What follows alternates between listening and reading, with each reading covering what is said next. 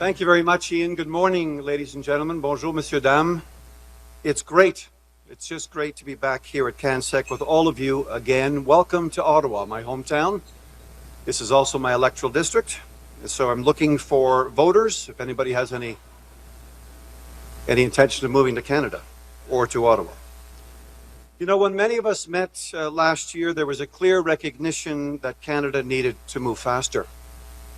We needed to rebuild our readiness, strengthen our defense industrial base, accelerate our procurement, and deepen the partnership between government, the Canadian Armed Forces, and Canadian industry. 1 year later, one short year later, under the Prime Minister's strong leadership, that vision is becoming reality. Le Canada entreprend l'un des changements générationnels le plus important en matière de défense et de sécurité depuis des décennies. Notre gouvernement réalise des investissements historiques pour rebâtir les forces armées canadiennes, moderniser le NORAD, renforcer la sécurité dans l'Arctique et sur le plan maritime, et positionner le Canada comme un allié de l'OTAN plus fort et plus fiable. Et nous agissons avec rapidité et détermination.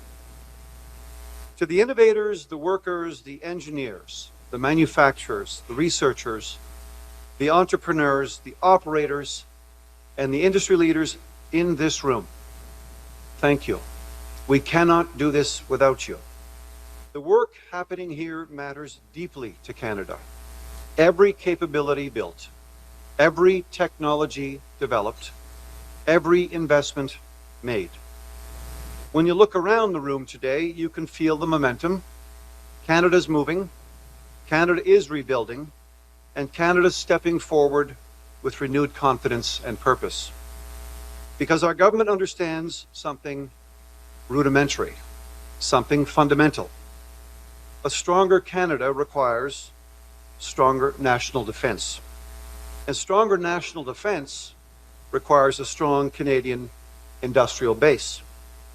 That's why all of you in this room are so important. You're not simply suppliers, you're partners in Canada's security, resilience, and future prosperity. We all know the global security environment is changing rapidly, sometimes too fast to follow. From the Arctic to cyberspace, national security and economic security are now deeply connected. And Canada is responding with seriousness, ambition, and confidence in Canadian capability. Because this country has extraordinary talent, extraordinary workers, and extraordinary companies capable of leading on the world stage. That is what CANSEC represents. Not only the strength of Canada's defense sector, but the strength of Canada itself. And under the Prime Minister's leadership, Canada is showing the world that we are prepared to lead, we are prepared to invest, and we are prepared to meet this moment with confidence and resolve. And on that note, ladies and gentlemen, it is my great honor and privilege to ask you to join me in helping to welcome the Right Honourable Mark Carney, Prime Minister of Canada. Thank you very much.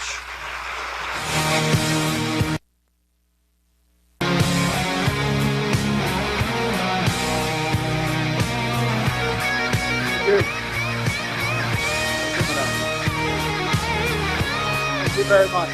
Merci beaucoup. Wow.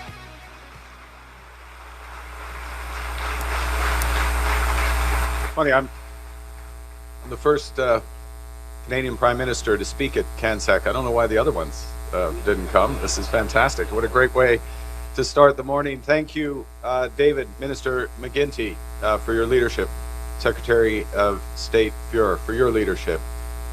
President Doug Guzman, for your leadership of the Defense Investment Agency. Thank you all for being here. Thank you, Kristen, for your vision, and everyone in this room's vision to build Canada's defense and security industry. You know, I'm here because the world, and you know this far better than I, but even I sense it. Even I sense it. The world of defense and security are changing rapidly. Here at CANSEC, 300 exhibitions, over 100 delegations, the largest CANSEC ever. It is the first held at the newly renamed Cohere Center. If you don't know who Cohere is, you will in the coming years in the world of transformation of artificial intelligence. And it's a sign, that name is a sign of just how integrated technology is becoming with defense. Tout le monde ici présent sait que les présomptions qui ont défini des décennies de politique canadienne en matière de défense et d'affaires étrangères ont été chamboulées. Les menaces auxquelles nous faisons face sont nombreuses et se multiplient. Les incursions dans l'Arctique canadien aux attaques contre notre cyberespace. La nature même de la guerre est en rapide évolution, poussée par la prolifération de drones, de systèmes autonomes et d'armes en orbite. Des conflits pourraient émerger plus près de nos frontières qu'avant, et de nouvelles armes réduisent la distance qui nous en sépare. The world's changed. We all know that. Canada must change with it. We get that. And that's why just 6 weeks after forming government, we announced our ambitious plan to rebuild, rearm, and reinvest in the Canadian Armed Forces. We embarked on this project first and foremost to protect Canadians, to defend our territory, to secure our borders, and to protect our sovereignty. Over the past year, Canada's new government has worked at an unprecedented pace and scale. We've enacted the largest increase in defense investment in Canadian history. We're now protecting Canada's high north and Arctic with year-round armed forces presence on land, sea, and air. We've expanded the reach, the security mandate, and the abilities of the Canadian Coast Guard with new resources. And we've given every Canadian Armed Forces member a raise, the largest in a generation, because their pay should reflect the weight of their responsibilities.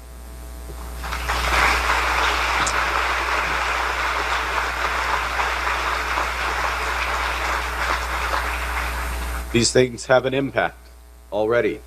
Recruitment in the Canadian Armed Forces is the highest in 3 decades.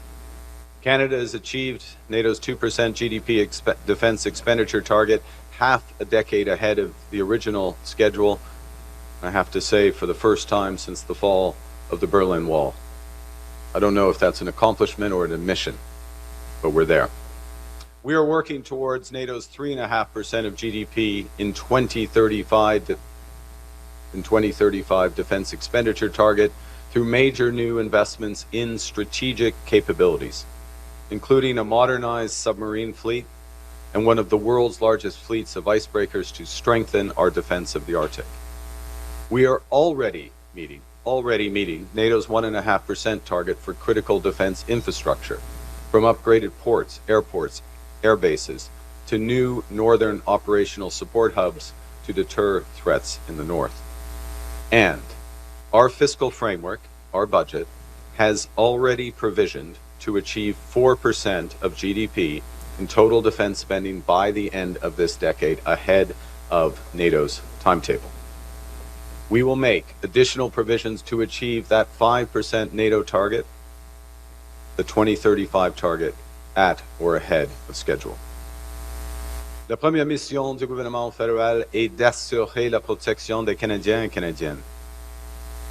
Nous le faisons d'une manière qui nous permette de créer des carrières bien rémunérées, de renforcer nos chaînes d'approvisionnement intérieur et d'offrir le maximum de retombées à notre économie.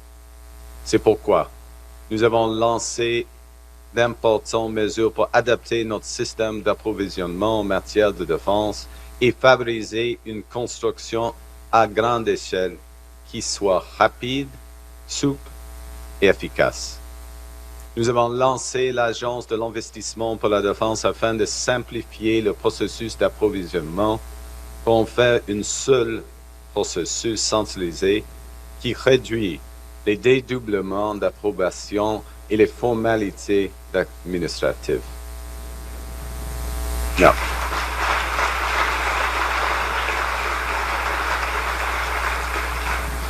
about time, you say, yes. C'est le moment. L'Agence d'investissement pour la défense développe les capacités souveraines essentielles à notre aptitude à défendre nos frontières, nos océans et l'Arctique.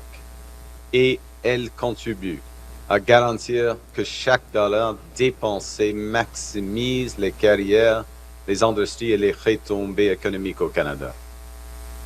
Le Canada, et merci Madame Goudon, le Canada dirige les travaux visant à établir la Banque de la Défense, de la Sécurité et de la Résilience. Cette banque va mobiliser de financement à faible coût au Canada et chez nos alliés de l'OTAN afin de renforcer la production et les technologies en matière de défense.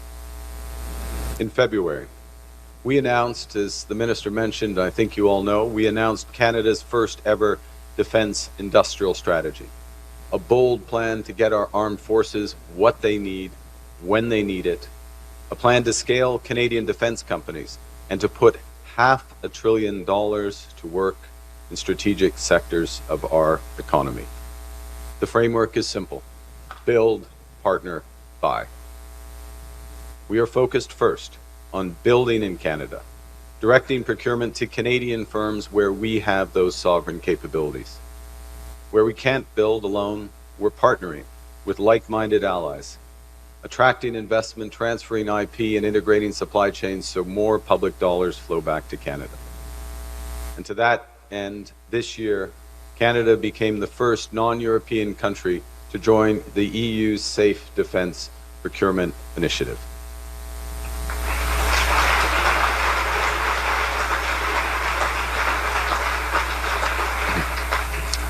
Now, using that new framework, we're beginning to move ahead with ambitious major investments for our defense and security. And today, as part of our steadfast commitment to defend Canada and to protect our allies, I'm pleased to announce that Canada has entered into negotiations to procure Saab's airborne early warning and control aircraft.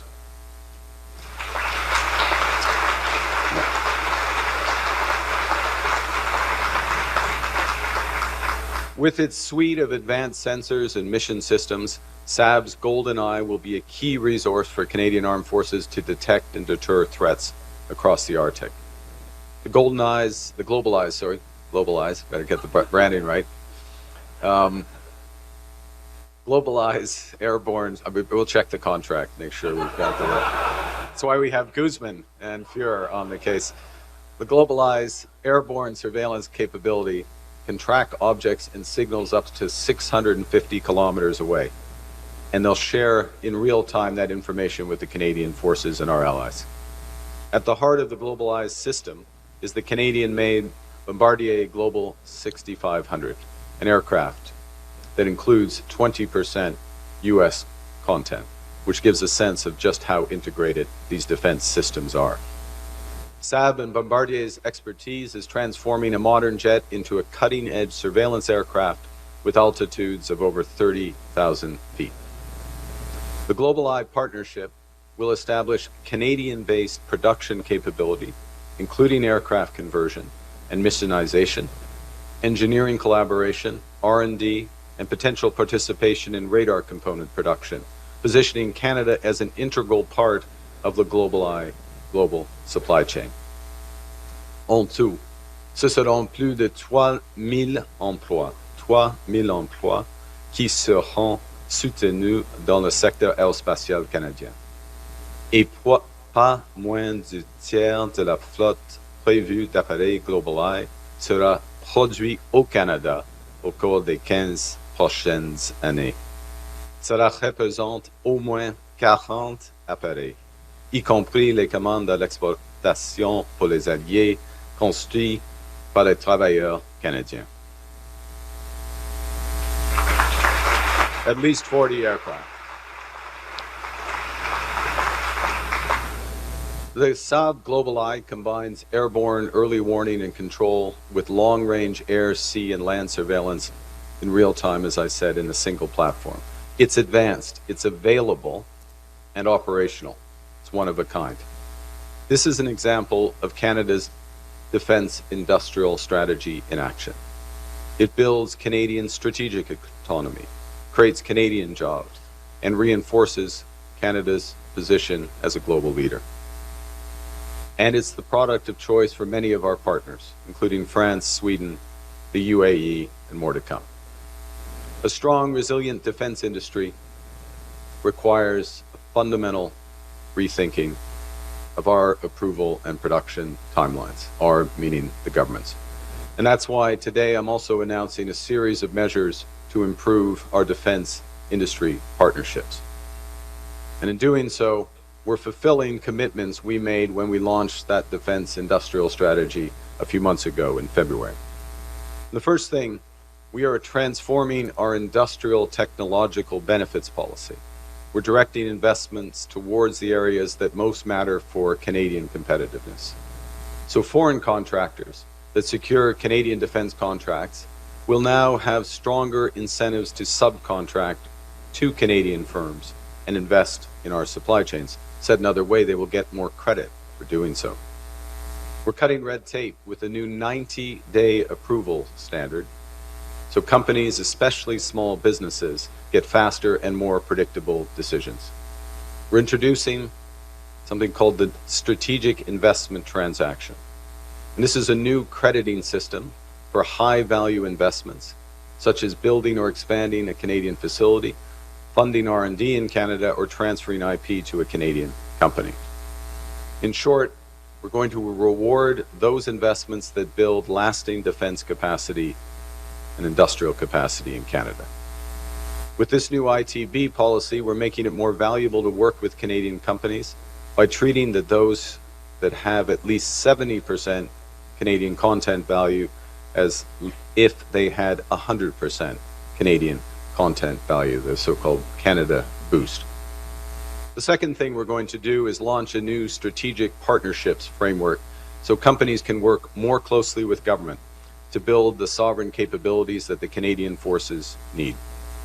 So rather than one-size-fits-all procurement, our new framework will catalyze robust partnerships, with government sharing operational priorities and industry bringing your innovation and your expertise.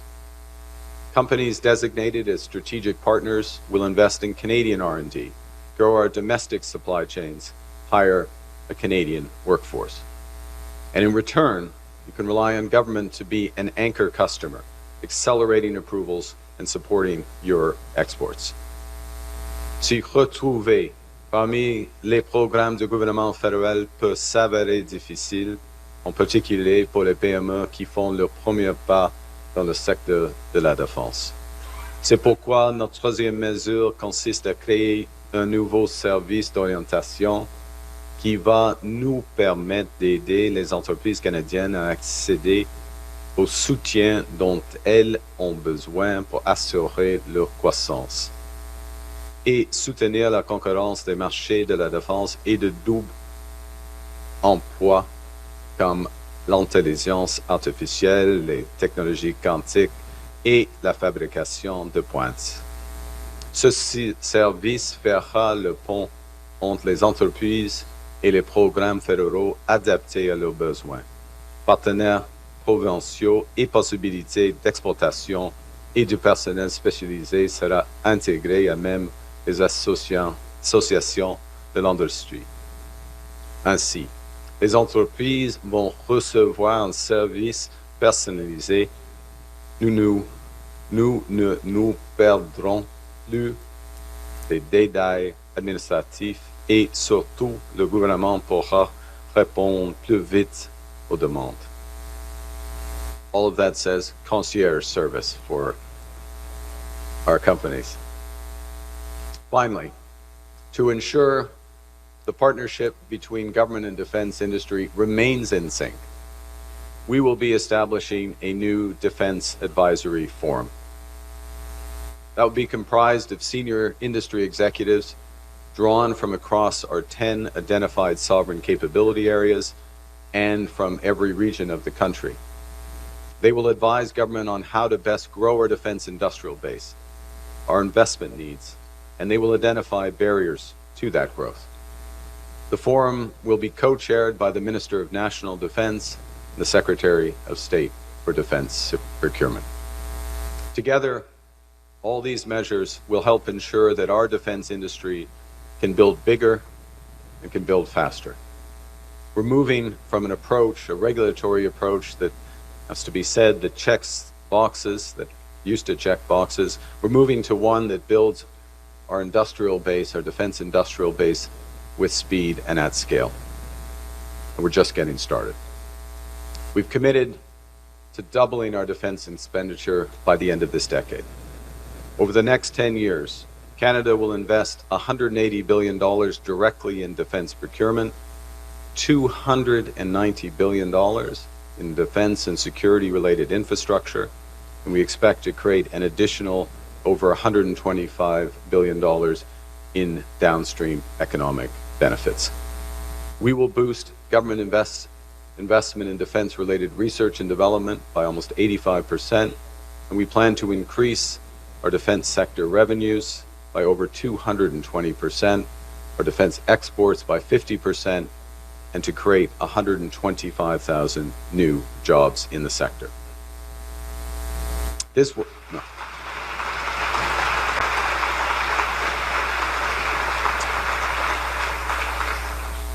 These are stable, rewarding careers, including for the more than 80,000 Canadians who already work in our defense industry.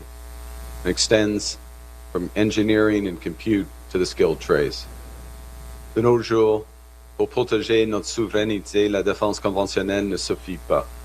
Il faut également un accès fiable à des capacités stratégiques essentielles, telles que des communications spatiales et un accès sans entrave à l'intelligence artificielle. Il faut une souveraineté numérique, à commencer par une solution technologique à l'ensemble des infrastructures de renseignement. So from the domestic ammunition production to over-the-horizon radar to quantum, cyber, AI, and drones, we're building and partnering with Canadian materials, Canadian expertise, and Canadian workers across this country. We're protecting Canada's ability to act independently in a more dangerous and divided world. You know, we used to build in this country. We had built one of the largest aircraft and naval fleets by the end of the Second World War. Canada built one of the world's first autonomous submarines, one of the first drones used by NATO forces. The message today, thanks to you and our new strategy, is we are now building again. We are reinforcing the foundations of the true North, the strong, the free.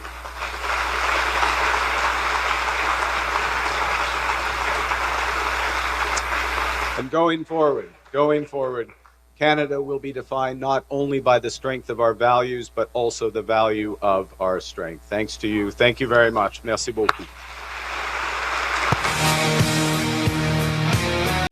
Going to get reinforcements, not least because it's Secretary of State Fuhrer's 39th birthday today, so if we could all wish him happy birthday afterwards. Again. Encore. Yeah. Encore. Okay, yeah, we're not very good with numbers. Okay, I'll skip a statement and I'll just take questions, probably more efficient for everybody. Madame? Oui. Yasmine Média avec Radio-Canada, si vous pouvez répondre en français et en anglais. Oui. Le départ de M. Guilbeault, est-ce que vous avez tenté de convaincre M. Guilbeault de rester ou est-ce que son départ rend votre vie plus facile?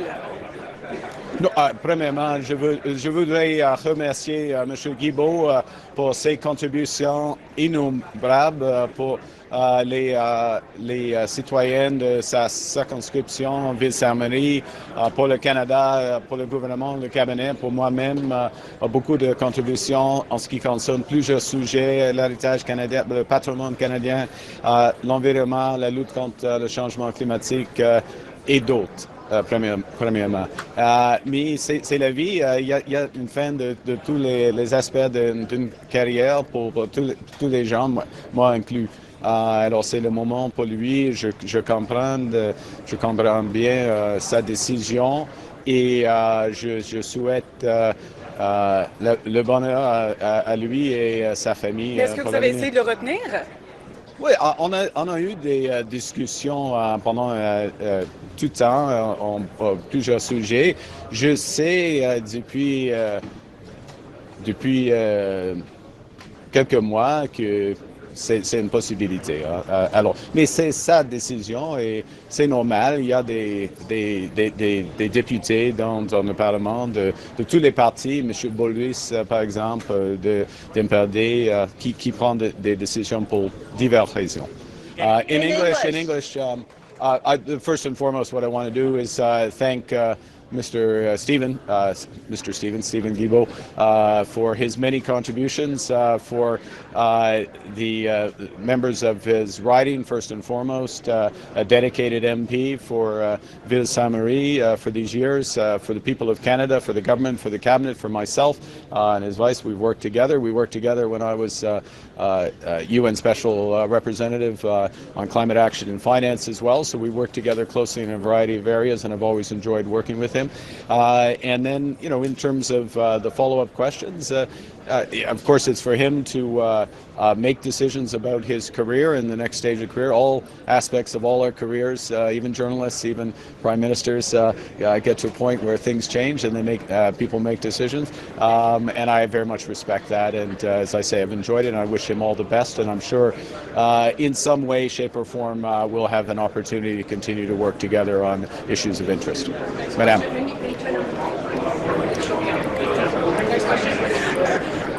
Good morning, Prime Sorry, Minister. I'll speak up. Sorry.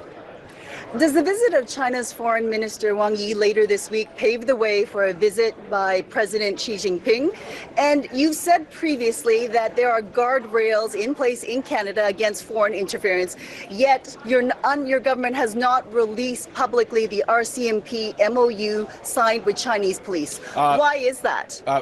We don't make a habit. I'll answer the second part of the question first. We don't make a habit of releasing security documents with other governments for reasons of operational security. That is standard practice for this government, previous governments as well. So I don't see a reason to change that in this circumstance. So thank you for that question. But that's our policy, and that's what we stay to. I look forward to the visit of China's foreign minister tomorrow.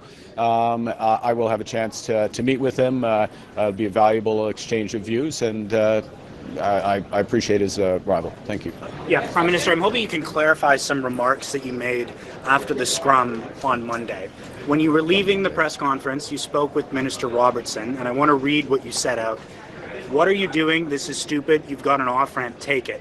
That to me sounds like you're talking about Danielle Smith and the Alberta referendum question. I was talking to Minister Robertson. But can you clarify what you were discussing in that point in time? Because the scrum was about what the Smith had done. No, it was about Minister Robertson. Look, I have, I think, if I'm going to take your question about the relationship with Canada and Alberta, Canada and the federal government and the provinces, and we practice cooperative federalism. We work together. What we're focused on is making the federation work. We're doing that with Alberta. With respect to a variety of aspects of energy. It's much more than a pipeline. It's nuclear. It's interconnects with British Columbia. It's a new industry of carbon capture. It's restarting the renewable market. It's getting a carbon market that actually works, that other provinces can be able to join so we can broaden out a national carbon market. That's what we're doing there. We're here talking about defense industrial strategy, the benefits of the announcement we just made around the negotiations led by Secretary of State Fuhrer and President Guzman on the GlobalEye, and the fact that will bring a third of the production of those aircraft to Canada, of the global production, a minimum of a third to Canada, benefits for supply chains in Quebec and also across the country. That's what we're focused on, and that's the thing. That was not about the previous. That's my answer is my answer. Thank you. You've decided to buy Saab's GlobalEye. Yes. When is Canada getting submarines, and are you prepared to buy Gripens? I didn't catch When are you prepared to buy Gripens? Well, first, we will take those decisions, both of those decisions, in due course after proper deliberation and taking into account of all the considerations. First and foremost, operational requirements of the Canadian forces. Secondly, very importantly, the broader industrial benefits and true partnerships that we can strike in those cases. I think the GlobalEye is, I'll just underscore, this is a partnership. You see 20% of the value add of the base aircraft is American. You see obviously a heavy European component to this, as well as 35% Canadian component. True global partnership that comes together. In submarines, as you know, I'll just observe, there are two competing bids. Both of them meet the operational specs, the very high operational requirements of the Canadian forces, and so it's a question of those broader benefits. That's being run down. We will not take an hour longer necessary to make those decisions. Thank you. Still on track for the submarine decision by June? We're still on track, yeah. Next question. By the end of June. How do you think the ongoing debate about separation in Alberta and upcoming referendum question is going to affect the likelihood or chances that a private sector proponent may come forward to build a West Coast pipeline? Well, it's first and foremost, I think what we do as the federal government is we continue to work collaboratively with Alberta, with British Columbia, with First Nations, in this case, First Nations, well, I should say Indigenous peoples, because Métis as well, to ensure that if there is a pipeline or related carbon capture or interties between the electricity grids and or nuclear and or other components of this, that it benefits all of the parties and works with all of the parties. In that way, we make two things more likely. One, we make the actual economic activity there more likely, lower emissions more likely, as well as the Federation work better, and of course that has implications for how people vote. Thank you. You don't think separation has but does separation have an impact on whether, you spent a career in business, does separation have an impact on whether a company wants to put their hand up and build a new pipeline? Well, it's look, my experience in these would be the same as others, is that uncertainty, this type of uncertainty is unhelpful for long-term investment decisions. What I answered, though, is what does the federal government do about this, and in terms of making the Federation work, creating the conditions to create jobs, create prosperity, to get emissions down. All of that is what we're doing to move forward on reconciliation, truly move forward on reconciliation. That's what we're doing, and that has impacts both for the economic side, but also should have impacts in terms of voting. Thank you. Prime Minister, you in your latest economic update mentioned that there will be a new minister for the DIA. When will you announce that decision as to who's it going to be, and is Secretary Freer in the running for that position? Happy birthday, Steve. It's right in there. Look, we'll make a series of decisions in due course around the cabinet. Thank you. Hi, Prime Minister. Laura Dillon Kane, Bloomberg News. You are heading to New York tomorrow. Yeah. What recent movement have you seen on U.S. trade issues, if at all, and do you expect any movement with your meetings tomorrow? Well, the meetings tomorrow these are private sector meetings. These are with a series of institutions that are either heavily invested in Canada, interested in investing in Canada, and it's sensible to give the story. It's a very efficient use of time to give the story. A lot has changed in Canada, and we're moving forward at speed. You just have to just refer back to what we're discussing here. $500 billion of defense-related investment in the course of the next decade in Canada. Even in New York, that's real money. That's of interest, and there's opportunities to partner, and those will be the discussions. It's not a trade mission in that sense, in terms of trade negotiations. In terms of the overall negotiations, there's ongoing conversations. Minister LeBlanc with his counterpart, including upcoming meetings that he will be having. Thank you. En français, il y a des conversations qui continuent entre les dirigeants du dossier du commerce canado-américain, y compris avec Monsieur le ministre Leblanc et son counterpart. Et pour la mission à New York, c'est plus une mission du secteur privé. Il y a des grands investisseurs au Canada actuels et prospectifs. Merci. The United States ambassador to Canada has said that the Gordie Howe Bridge is not going to open unless Canada changes the tolling arrangement with Michigan. I'm a little puzzled by this because the contract is between Michigan and Canada. The governor of Michigan says she has no problem with the tolling. Are there any talks underway, and is the United States going to be able to block the opening of the bridge? To be frank, I didn't see the comments you're referring to.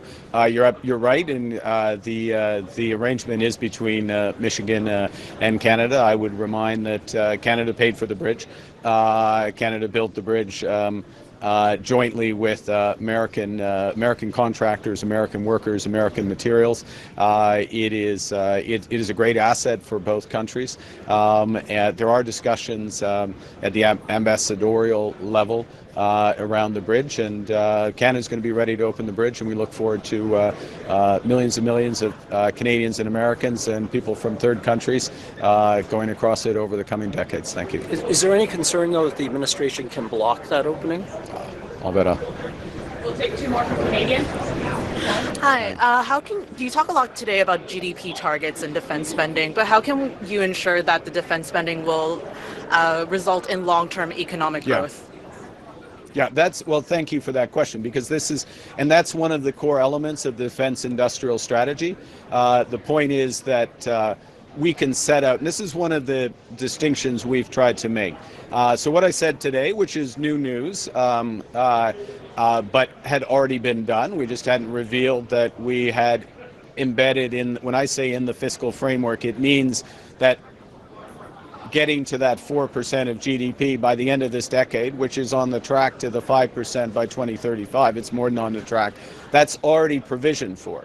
Your question, which is the right one, is but what do we spend it on, and how do we get the maximum benefit for Canadians, Canadian workers, Canadian business, and some of the areas we've identified, an earlier question about submarines, about advanced combat aircraft, that's part of it. The next phase of Arctic radar would be part of it, building out these operating hubs, as they're called, or that will be part of it. But there's other elements in a world where technology and the interface between technology and defense, I mean, everything here will be about that. That's changing very rapidly. So what we don't want to do is take a list that was sitting in a drawer from even last year. I've got the experts behind me, but even last year, and say, okay, we'll take that because we've provisioned the money for that. That will be the wrong decision, right? There's some things we know we need, but there's a series of other investments that we can make that will help protect Canadians first and foremost, help our allies. But we can do those in a way, given that the industry is changing rapidly, that, to your point, maximizes the Canadian benefit. And that's why we've changed our purchasing strategy. That's why we have the DIA. That's why the series of measures that I announced today are part of that overall strategy to make sure we get the impact. Thank you. Last question. Speaking of experts, yeah, there you go. Yeah.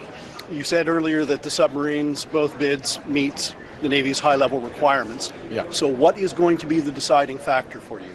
Is it the economic bid? Well, there's a series of aspects there, and again, the gentlemen behind me are leading the charge on that, and it wouldn't be appropriate for me to go through into first off, I get something wrong, but also going into detail this day. But yes, certainly the economic implication, the broader economic benefits, it goes to the previous question, to Canada, but a partnership that extends more broadly and strategically. And I'm going to make let me make a meta point, which is this government has been very focused on building, in a positive way, our international partnerships over the course of last year. It's not just a line to say we've signed more than 20 defense and economic partnerships over the course of the last 12 months on 4 continents. It is a line, but it also happens to be true. There's substance to that. there's substance to that, which you'll see later today with the signing of major energy agreement. There's substance to that with what we announced today with this partnership here. There's substance with that with the decision on the submarines and the broader benefits that's going to bring to Canada and that's going to bring to our allies. So these things are very much connected, and we're starting to see the multiplier effects, and that is going to have a multiplier effect right here at home in terms of jobs, career, resilience, stronger, more independent country. Thank you. Il y a des facteurs, oui, on commence avec des facteurs opérationnels, ça c'est fondamental, mais après ça, il y a deux initiatives, une initiative coréenne et une initiative qui viennent de l'Allemagne et de la Norvège. Ils sont au-dessus la barrière. Mais il y a des questions des grands retombées ici au Canada, des jobs et puis des impacts industriels ici au Canada. C'est une des facteurs fondamentaux pour nous. OK, merci. Hi, Prime Minister. How does getting more LNG to Germany 4 years after there was apparently no business case affect global security, Russia's ability to fund its war, and Canada's role in global security? Will our product displace Russian in the market? And what is the impact of that? And does your Saab comments this morning and an announcement, does it portend a mixed fleet for the fighter jets down the road? The answer to the first question is Canada is one of the solutions to energy security in Europe, energy security in Asia. The Silesium LNG is, I would add, is the lowest carbon LNG in the world because it's top decile in terms of emissions for the LNG train that creates that. So yes, it contributes to energy security in Germany, and there's a lot more that we can do in partnership with our European partners. I was going to say allies, but in this case it's about partnership. And that's why we've been having these intensive discussions. And this goes, of course, both ways. In terms of the second, I'm not going to comment about upcoming specifics of upcoming procurement. Thank you. Thank you. Hi, Nina from It's Germany Day, by the way. Yes. It is Germany Day. Yeah. I'm from for you, Germany's every day is broadcaster. Germany Day. Yes. Sorry. Okay. Yeah, but you're intensifying ties, like you just said, with Germany on many levels. So what exactly is keeping you from intensifying it when it comes to building submarines? What more does Minister Pistorius need to give you? Look, the process is moving forward in procurement speed and timelines. It's moving at lightning speed. We're almost at the start of June. We're intending to make a decision by the end of June. I'm glad the minister is here. I look forward. I'll have a brief word with him in a moment. And had a good conversation with the Chancellor last week, so as I did with the Korean President the week before. Thank you. Merci beaucoup. That's it? Okay.